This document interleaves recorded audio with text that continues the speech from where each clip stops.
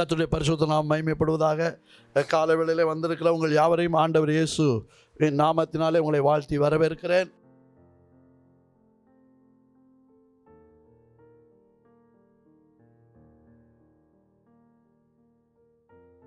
அற்ப விசுவாசியே ஏன் சந்தேகப்பட்டாய் என்றார். அல்லேலூயா, அல்லேலூயா. இன்றைக்கு ஆண்டவர் நம்மோட பேச விரும்புகிறது என்னன்னா, சந்தேகங்கள் நம்ம வாழ்க்கையிலிருந்து மாறணும். அல்லேலூயா. எங்கே இந்த சூழ்நிலை நமக்கெல்லாம் அதிகமாய் வேதத்தில் நாம் அறிந்து இருக்கிற ஒரு சம்பவம் தான்.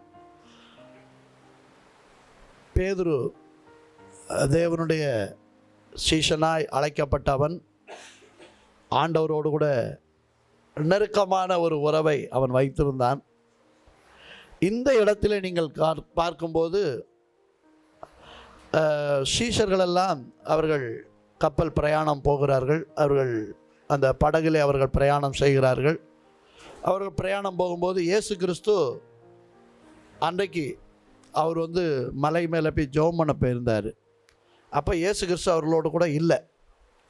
அப்போ இவர்கள் நடுக்கடலில் போயிட்டுருக்குறாங்க. இவர்கள் போயிட்டு இருக்கச்சுமே கடலில் என்ன வருதுன்னா, கடுமையான புயல், கொந்தளிப்புகள்லாம் வருகிறது. அப்படி கொந்தளிப்புகள்லாம் வரும்போது இயேசு கிறிஸ்து இவர்கள் அங்கே கரைக்கு போகிறதுக்கு ரொம்ப ட்ரை பண்ணுறாங்க. ஆனால் அவர்களால் போக முடியலை. அப்படி போகிறதுக்கு ட்ரை பண்ணிக்கிட்டே இருக்கிறாங்க, முடியலை. அப்படி இருக்கிற சமயம் இயேசு கிறிஸ்து அதை பார்க்குறாரு. அவர் மலை மேலே இருந்தாலும் அவர் அங்கேருந்து அவங்கள பார்க்குறாரு.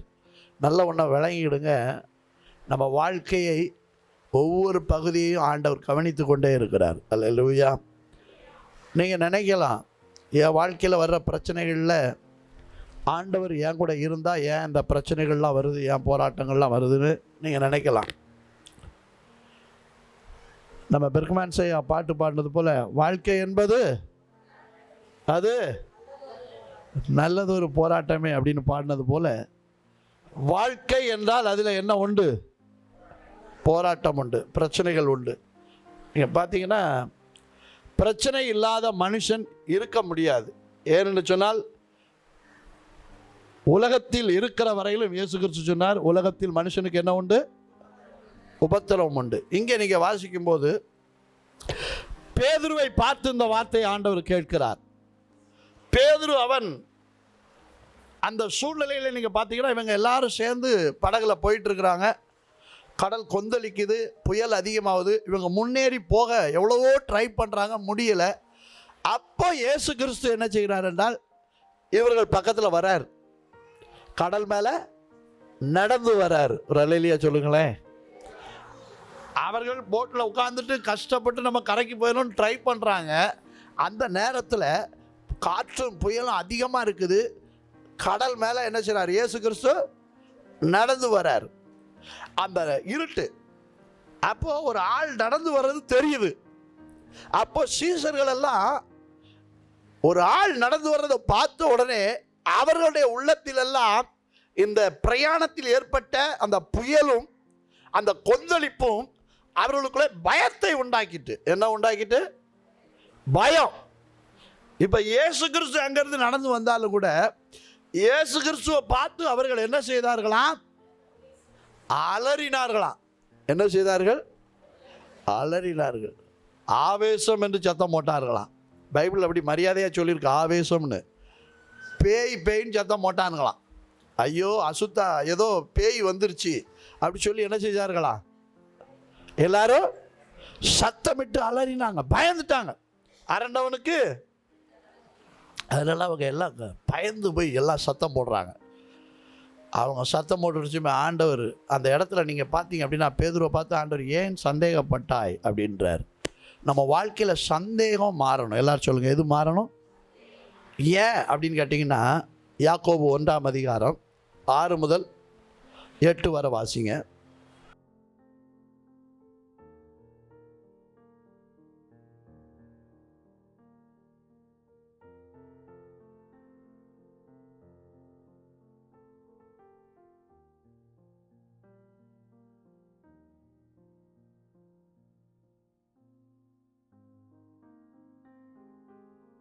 நீங்கள் நல்லா விளைக்கிறாங்க. இந்த சந்தேகத்துக்கு மட்டும் இடமே கொடுக்கக்கூடாது. அல்லேலூயா. எல்லாரும் சொல்லுங்கள், எதுக்கு இடம் கொடுக்கக்கூடாது? இந்த சந்தேகப்படுறவங்க சந்தியில் நிற்கிற மாதிரி. சந்தேகப்படுறவங்க எங்கே நிற்கிற மாதிரி?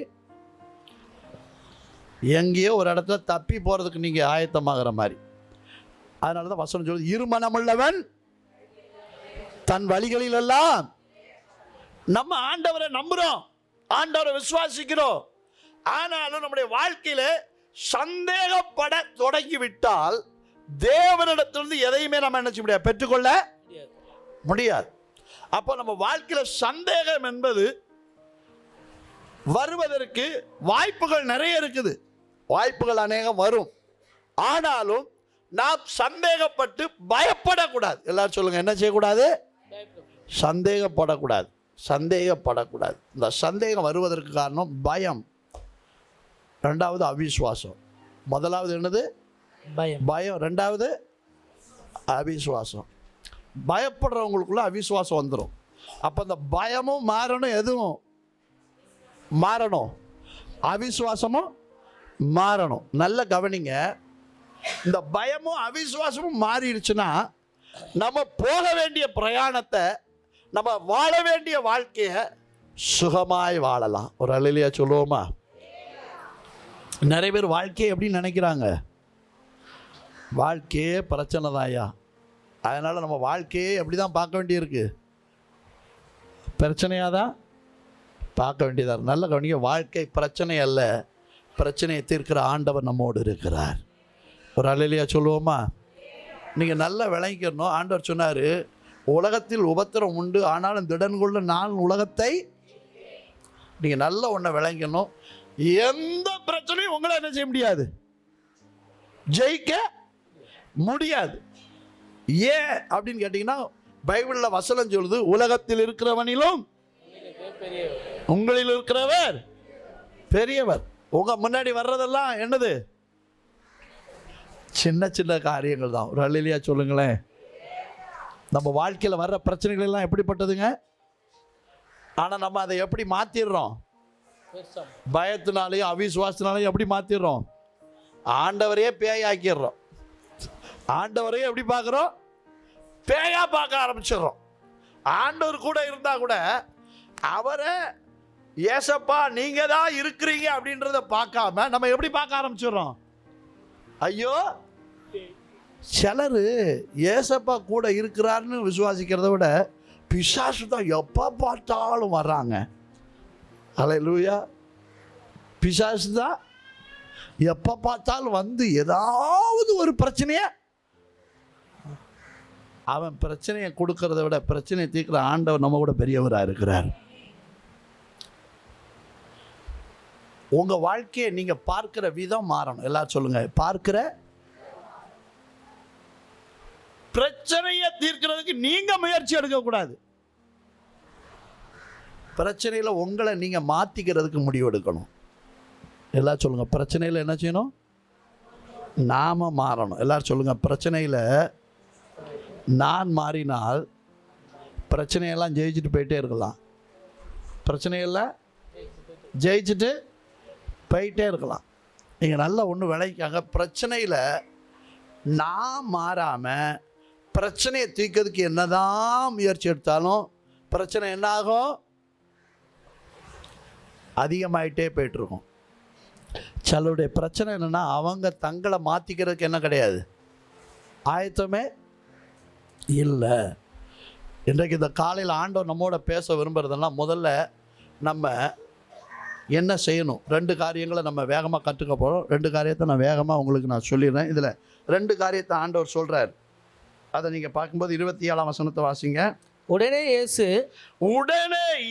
அவர்களோட பேசி, திடன் கொள்ளுங்கள், நான் தான், பயப்படாதீர்கள் என்றான். ஒரு அல்லேலூயா சொல்லுங்களேன். திடன் கொள்ளுங்கள், நான் தான், பயப்படாதீர்கள், நான் தான் அப்படின்றார். ஒரு அல்லேலூயா சொல்லுங்களேன். மோசேயை பார்த்து ஆண்டவர் சொன்னார், நானே தேவன், என்னை அன்றி வேற ஒரு தேவன் இல்லை, நான் இருக்கிறவராகவே அப்படின்னு ஆண்டவர் சொன்னார். நல்ல கவனிங்க, ஆண்டவர் உங்களை விட்டு ஒரு நாளும் பிரச்சனையில் விலகி போகலை. அவர் உங்கள் கூட தான் இருக்கிறார். அல்லேலூயா. நமக்குள்ள என்ன வரணும்னா திட நம்பிக்கை வரணும். எல்லாரும் சொல்லுங்க, என்ன நம்பிக்கை வரணும்? இன்னைக்கு நிறைய என்ன என்ன என்ன இல்லை, திட நம்பிக்கை இல்லை. நமக்குள்ள அந்த திட நம்பிக்கை வரணும். 12 வருஷம் பெரும்பாடுள்ள அந்த சகோதரி வேதத்தில் நாம் வாசிக்கும் போது தன்னுடைய ஆஸ்திகளெல்லாம் செலவு செய்தோம், என்ன செய்யல, அந்த வியாதி சுகமாகலை. அப்போ அந்த சகோதரி ஒரு முடிவு எடுக்கிறாங்க, நான் இதுக்கு மேலே இந்த வியாதியோட வாழ மாட்டேன், நான் இயேசுவை போய் பார்ப்பேன் அப்படின்னு அவங்க திடன் கொண்டு என்ன செய்கிறாங்கன்னா இயேசுவை பார்க்க வராங்க. இயேசுவை பார்க்க வரும்போது அங்கே எப்படி இருக்குது சூழ்நிலை? கூட்டமா கிட்டே போக முடியாது. ஏன்னா கிட்ட நிற்கிற ஆட்கள்லாம் எப்படி ஆட்கள்? இயேசு கிறிஸ்துவை சுற்றி இருந்த ஆட்கள் எப்படி ஆட்கள்?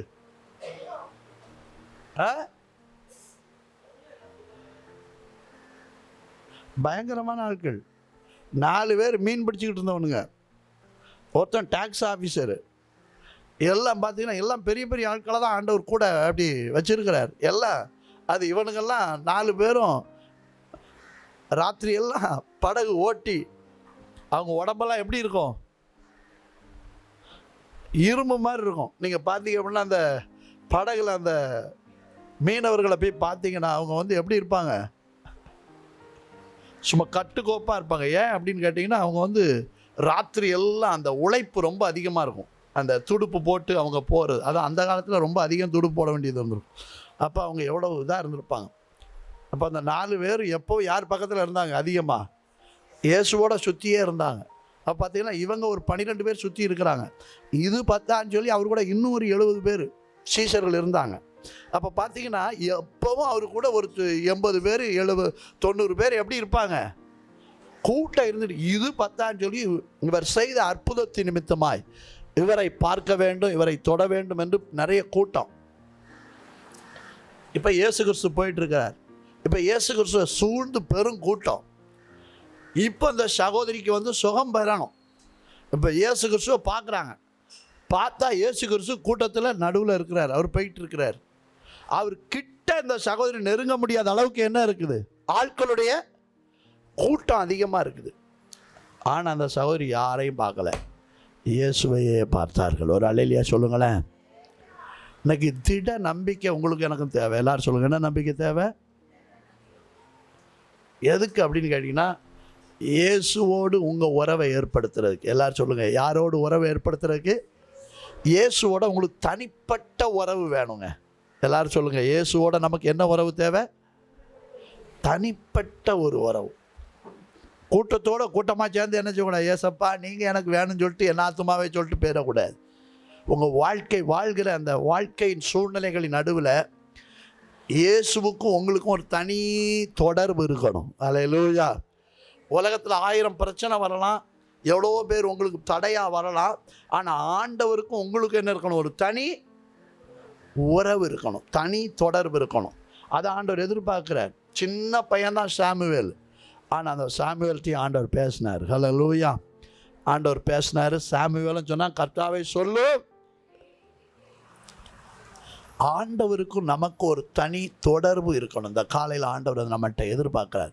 நம்ம திடன் கொள்ள ஆண்டவர் எதிர்பார்க்கிறார்.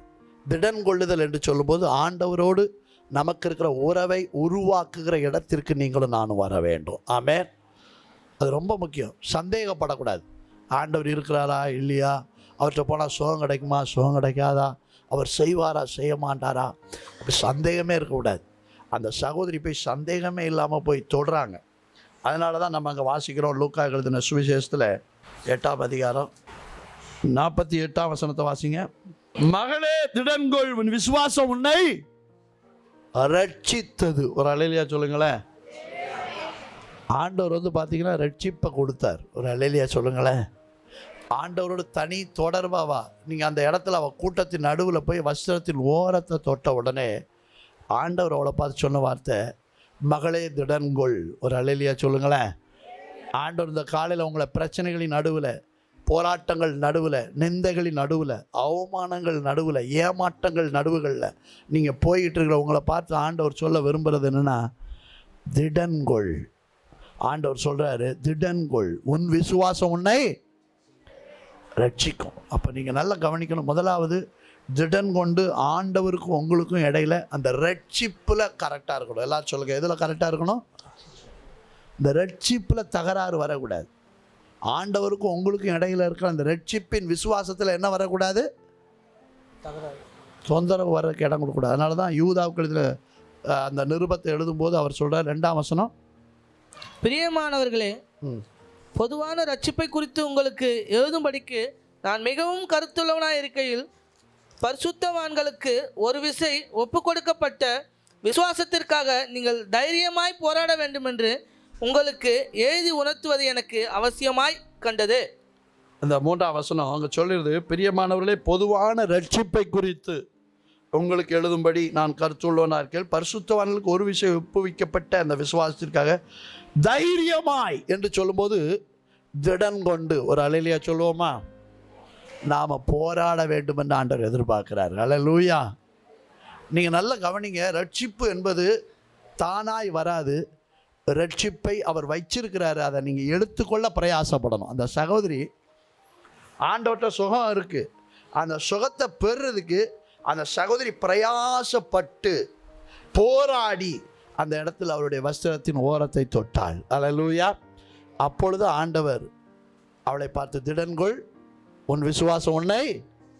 இன்னைக்கு நீங்களும் நானும் ஒவ்வொரு நாளும் தேவனுக்கும் நமக்கு இடையில எந்த உறவில் எந்த பிரிவினைகள் வந்து நம்மளை இந்த ரட்சிப்பில் நம்மளை தேவனை விட்டு தூரப்படவோ தேவனை விட்டு விலகி போகவோ நம்மை பிரித்து விடாதபடி நம்மை காத்து கொள்றதுல ரொம்ப கவனமாக இருக்கணும். அல்லேலூயா. முதலாவது உங்கள் ரட்சிப்பில் கவனமாக இருங்க. அதனால தான் ஆண்டவர் சொன்னார், முடிவு பரியந்த நிலை நிற்பவனே ரட்சிக்கப்படுவார். அப்போ நீங்கள் நல்ல கவனம், கடைசி வரையிலும் அந்த ரட்சிப்புக்காக போராடணும். நீங்கள் எதுக்காக போராடுறீங்களோ இல்லையோ, உங்களுக்கும் தேவனுக்கும் இடையில் இருக்கிற அந்த உறவு, பரிசுத்தமான உறவு, அந்த ரட்சிப்பை கெடுக்கக்கூடிய எது வந்தாலும் அதை எதிர்த்து நின்று நீங்கள் அதற்கு உங்களை விலக்கி காத்து கொள்றதுக்கு நீங்கள் விசுவாசத்தோடு போராடணும். அல்லேலூயா. அதனால தான் எபிரேயரில் சொல்லும்போது என்ன சொல்கிறார் பாருங்க, எபிரேயரில் 12ஆம் அதிகாரம் 4ஆம் வசனத்தை வாசிங்க.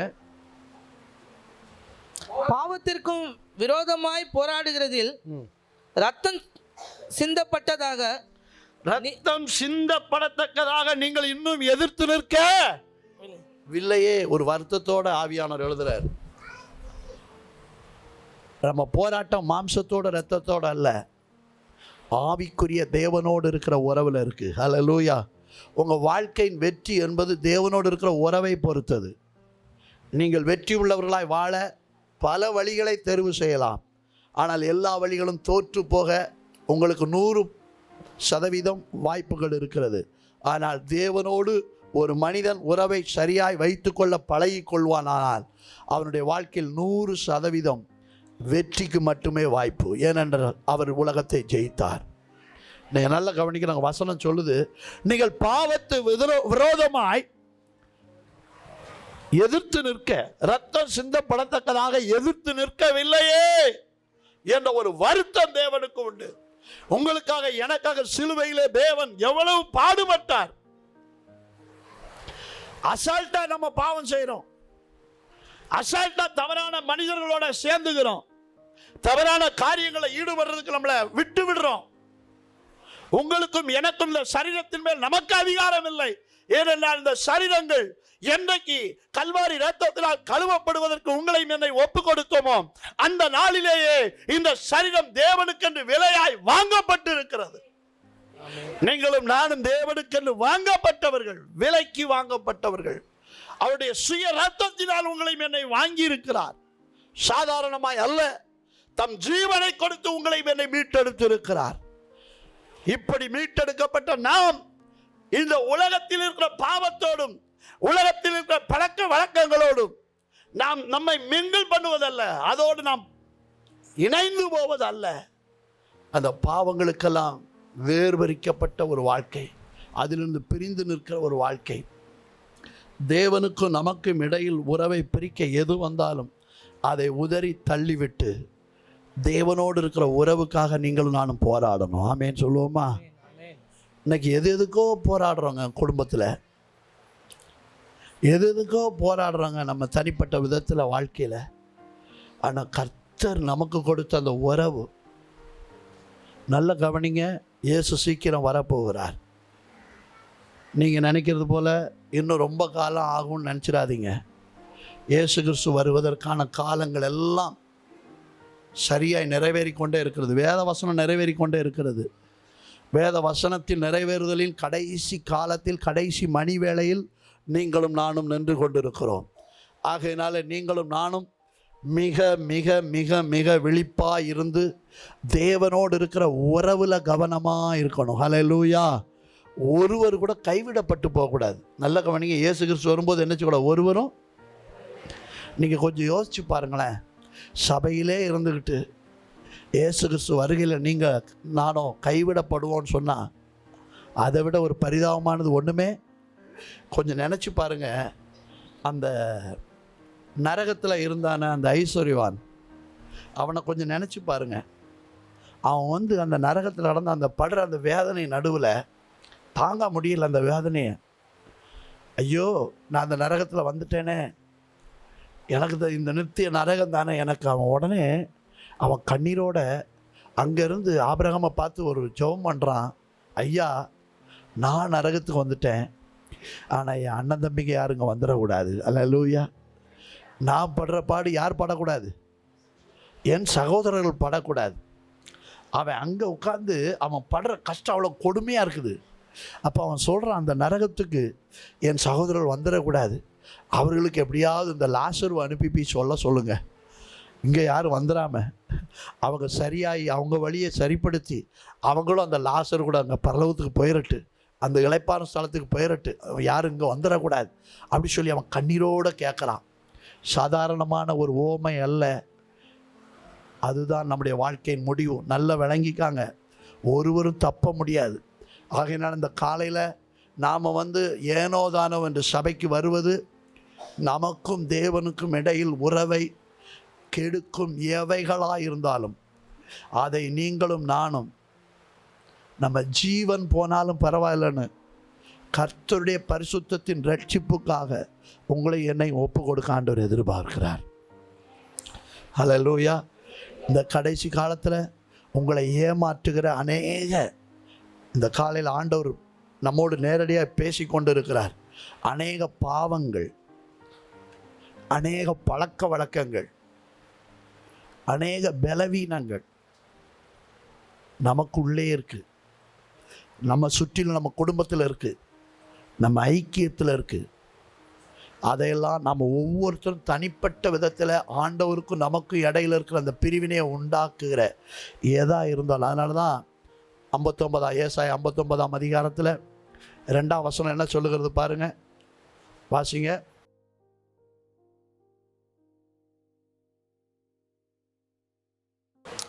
நல்ல கவனிங்க, ஆண்டவர் 100க்கு 100 உங்களுக்காக எனக்காக அவர் இரவும் பகலும் கிரியை செய்ய அவர் ஆயத்தமாயிருக்கிறார், செயல்பட்டு கொண்டே இருக்கிறார். ஆனால் உங்களுக்கும் எனக்கும் ஆண்டவர் கொடுத்த அந்த உலக வாழ்க்கையில அவருக்கும் நமக்கும் இடையில தொடர்பை கெடுக்க நம்முடைய அக்கிரமங்களே, நம்முடைய பாவங்களே அவர்கிட்ட வர்ற நன்மையை தடை செய்யக்கூடியதாக மாறுது. ஆனால் இந்த ரட்சிப்பை நீங்களும் நானும் சரியாய் காத்துக்கொள்ள வேண்டும். அல்லேலூயா, அல்லேலூயா. நம்ம ரட்சிப்பு சரியாகணும். எல்லாரும் சொல்லுங்கள், எது சரியாகணும்? நம்ம ரட்சிப்பில் எங்கெங்கெல்லாம் நம்ம நான் ரட்சிக்கப்பட்டேன்னா, ஆமாம் ரட்சிக்கப்பட்டேன், ஞானஸ்நானம் தான் எடுத்தாச்சு, சபையில் அங்கே, ஆமாம் அங்கே தான். ஆனால் தனிப்பட்ட வாழ்க்கையில் நம்ம பரிசுத்தத்தை எங்கெல்லாம் இழந்துருக்கிறோம் பாருங்கள். நம்ம தேவனோட உறவை இழந்து எப்படியெல்லாம் இருக்கிறோம் கொஞ்சம் யோசிச்சு பாருங்கள். தயவு செய்து நம்ம திருவிருந்து எடுக்கச்சுமே நம்ம சொல்கிறோம், நம்மை நாமே நிதானித்து அறிந்தால் நாம் நியாயம் தீர்க்கப்பட மாட்டோம். அப்போ நீங்கள் நல்லா கவனிக்கணும், சந்தேகம் எங்கேருந்து வருதுன்னா நமக்கும் ஆண்டவருக்கும் இடையில் ஏற்பட்ட பிரிவினால் வருகிறது சந்தேகம். அப்போ ஆண்டவருக்கு நமக்கு எதை சரிப்படுத்தணும்? தொடர்பை சரிப்படுத்தணும். நல்ல கவனிங்க. உங்கள் வாழ்க்கையில் பிரச்சனையின் காரணத்தை யார் யாரையோ நம்ம சொல்லிட்டு நம்ம தப்பிச்சிடலாம். யார் யாரையோ காரணம் சொல்லிட்டு நம்ம போயிடலாம். வேறு எதையோ நம்ம வாழ்க்கையில் இருக்கிற நமக்கு இருக்கிற தேவைகளையோ நமக்கு இருக்கிற போராட்டங்களையோ காரணம் சொல்லிட்டு நம்ம போயிடலாம். ஆனால் நல்ல கவனிங்க, அந்த பிரச்சனையோ அந்த போராட்டங்களோ நம்ம வாழ்க்கையில் தொடர்ந்து வந்துக்கிட்டே தான் இருக்கும். ஆனால் நீங்கள் நல்லா விளங்கிக்காங்க, தேவனோடு இருக்க உறவை சரி பண்ணிட்டீங்கன்னா ஆண்டவர் சொல்றார், இன்றைக்கு கண்ட எகிப்தியனை இனி என்றைக்கும் உங்கள் பிரச்சனைக்கு ஒரு முடிவு வருங்க.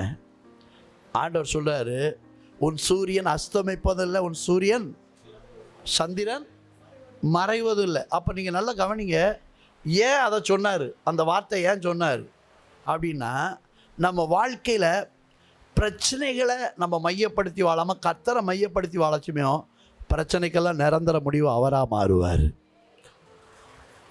உங்கள் வாழ்க்கையை நீங்கள் கொஞ்சம் யோசித்து பார்க்கணும். குடும்பத்தில் உள்ள சூழ்நிலைகளை யோசித்து பார்க்கணும். நான் இன்றைக்கி ஆண்டவர் எங்கெல்லாம் முக்கியத்துவப்படுத்த வேண்டிய இடங்களில் அவருக்கென்று நான் கொடுக்க வேண்டிய அந்த ரட்சிப்பின் தொடர்பில் எங்கெல்லாம் நான் சரியில்லாமல் போயிருக்கேன், அதை நான் சரிப்படுத்துவேன்னு முதலாவது நம்மை சரிப்படுத்த அந்த ரட்சிப்பின் தொடர்பை, ஆண்டவருக்கு நமக்கு இருக்கிற அந்த உறவை நாம் சரிப்படுத்தணும். சபையில் வந்துட்டு கடமை உணர்வோடு ஆராதனை முடிச்சுட்டு போயிடக்கூடாது. உங்களுக்கும் ஆண்டவருக்கும் ஒரு தனி தொடர்பு இருக்கணும். ஆமேன்னு சொல்லுங்கள். எங்கே இருந்தாலும் சரி. அவர் தாவீது சொல்கிறார் பாருங்க, மரண இருளின் பொல்லாப்புக்கு பயப்படேன். ஒரு அல்லேலூயா சொல்லுங்களேன். எங்கே இருக்கிறான்னு சொல்கிறாரு? மரண பள்ளத்தாக்கில், நல்ல சிங்காசனத்தில் இருக்கும்போதுன்னு அவர் சொல்லலை. மோசமான சூழ்நிலை, ஆனால் தேவன் என்னோடு கூட இருக்கிறார். அல்லேலூயா. யோசிச்சு பாருங்க. அவங்க சாத்ராக் மேஷாக் ஆபேத்நேகோ 3 பேர் சொல்கிறாங்க, திடன் கொண்டு சொல்கிறாங்க. என்ன சொல்கிறாங்க? அவர் எங்களை தப்புவித்தாலும் போனாலும் உலகத்துக்கு முன்னாடி நாங்கள் மண்டியிட மாட்டோம், பாவத்துக்கு முன்னாடி மண்டியிட மாட்டோம். இந்த வைராக்கியம் வேணுங்க. ஒரு அல்லேலூயா சொல்லுங்களேன். அதுதான் ரத்தம் சிந்தப்படத்தக்கதாக. சாவுக்கு அவங்க சவால் விட்டாங்க.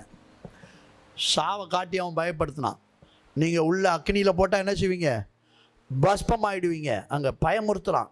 7 மடங்கு சூடு அதிகமாக்குங்க. அவனுங்க பயப்படல. உள்ளே போனால் என்ன, அவர் எங்கள் கூட வருவார். வெளியே இருந்தாலும் அவர் எங்கள் கூட இருப்பார், உள்ளே போனாலும் அவர் எங்கள் கூட இருப்பார். அது உனக்கு தெரியாது ராஜாவே, அதை உங்ககிட்ட சொல்லி புரிய வைக்கவும் முடியாது. நீர் பாப்பீர். ஒரு அல்லேலூயா சொல்லுங்களேன். சத்தம் ஒரு அல்லேலூயா சொல்லுங்களேன். அப்போ அவங்க என்ன செய்கிறாங்கன்னா, ஆண்டவரோடு இருக்கிற உறவில் சரியாக இருக்கிறாங்க. அதனால் அக்னியில் போன உடனே ராஜா பார்த்தா அவர்களோட தேவகுமாரனுடைய சாயலுக்கு ஒருவர் வந்து உலாவினார். ஒரு அல்லேலூயா சொல்லுங்களேன். நீங்கள் பிரச்சனைகள் நடுவில் போகும்போது உங்களை தனி ஆண்டவர் விடவே மாட்டார். ஒரு தேவ மனுஷன் சொல்கிறாரு, நான் நல்லா இருக்கும்போதெல்லாம் 4 காலடி திறந்துருந்துச்சு. நான் கடினமான சூழ்நிலையில் போகும்போது 2 காலடி தடம் தான் தெரிஞ்சிச்சு. அப்போ ஆண்டவர்கிட்ட அவர் கேட்டார், ஆண்டவரே நல்லா இருக்கும்போதெல்லாம் நீர் என்ன செய்றீங்க கூட வரீரு, ஆனால் நான் கஷ்டப்பட்டுச்சுமே இன்னும் தனியாக விட்டுட்டு நீர் போயிடுறீ போல இருக்கு அப்படின்ட்டு இவர் ஆண்டவர்கிட்ட சொன்னாரா. ஆண்டவர் சொன்னாரா, எப்பா நீ அந்த 2 காலடி தடம் நீ கஷ்ட நேரத்தில் பார்க்குறிய, அது வான் காலடி தடம் இல்லை, அது ஏன் காலடி. உன்னை நான் தூக்கி சுமந்தேன்னாராம். ஒரு அல்லேலூயா சொல்லுங்களேன். சத்தமாக ஒரு அல்லேலூயா சொல்லுங்களேன். நீங்கள் கஷ்டத்தின் நடுவில் போகும்போது ஆண்டவர் உங்களை தூக்கி சுமக்கிறாருங்க. ஒரு அல்லேலூயா சொல்லுங்களேன். ஆண்டவர் அதான் சொல்கிறார், உங்களை என்னை எப்படி பார்க்குறாராம்? கண்ணின் மணி போல் பார்க்குறாராம். கண் அந்த உள்ளே இருக்கிற அந்த மணியை போல் பாதுகாக்கிறாராம். ஒரு அல்லேலூயா சொல்லுங்களேன். உங்களை எதுவும் சேதப்படுத்த முடியும்? வந்து பார்க்கலாமா தவிர உங்களை சேதப்படுத்த முடியாது. அக்கினிக்கு உள்ளே நீங்கள் போகலாம், ஆனால் அது உங்களை சேதப்படுத்த முடியாது. வசனம் சொல்லுது, அவருடைய தலையில் என்ன இல்லையா? அந்த தீ பட்டு கருகின ஒரு வாசனை இல்லை. நம்ம சாதாரணமாக அடுப்புக்கிட்ட கையை கொண்டு போனாலே என்ன ஆகும்? வெந்து போயிடும், இருக்கிற முடியெல்லாம் கருகி போயிடும். அக்கினி சூழ உள்ள போயிட்டு ஒரு டேமேஜ் இல்லாமல் வெளியே வந்தாங்க. ஒரு அலையிலையா சொல்லுங்களேன். கர்த்தர் உங்களை என்னையும் பாதுகாப்பாரா? பக்கத்தில் இருக்கிற கையை பிடிச்சி சொல்லுங்க, திடன் கொள்ளுங்க. கர்த்தரோடு இருக்கிற உறவுல பலன் கொண்டு நில்லுங்க. அவர் உங்களை காப்பார். சொல்லுங்க, அவர் உங்களை காப்பார், அவர் உங்களை பாதுகாப்பார். அல்லேலூயா. அந்த ஒரு சரணத்தை மட்டும் நம்ம பாடலாமா? கண்டுன்னை அழைத்தவர் கரமதைப்பார், அவர் கைவிடாதிருப்பார். பாடலாமா? கண்டுன்னை அழைத்தவர் கரமதைப்பார், அவர் கைவிடாதிருப்பார். கண்டுன்னை அழைத்தவர் கரமதைப்பார், அவர் கைவிடாதிருப்பார். ஆண்டுகள் தோறும் உனக்கவர் அளித்த ஆசிகளை எண்ணிப்பார். ஆண்டுகள் தோறும் உனக்கவர் அளித்த ஆசிகளை எண்ணிப்பார், எண்ணிப்பார், எண்ணிப்பார், எண்ணிப்பார். ஒன்றாய் அதை எண்ணிப்பார், அதை என்றும் அதை எண்ணிப்பார். காப்பார், உன்னை காப்பார், காத்தவர் காப்பார், இன்னும் மேலும் காத்திடுவார். கலங்காதே மனமே, காத்திடுவார். கலங்காதே மனமே,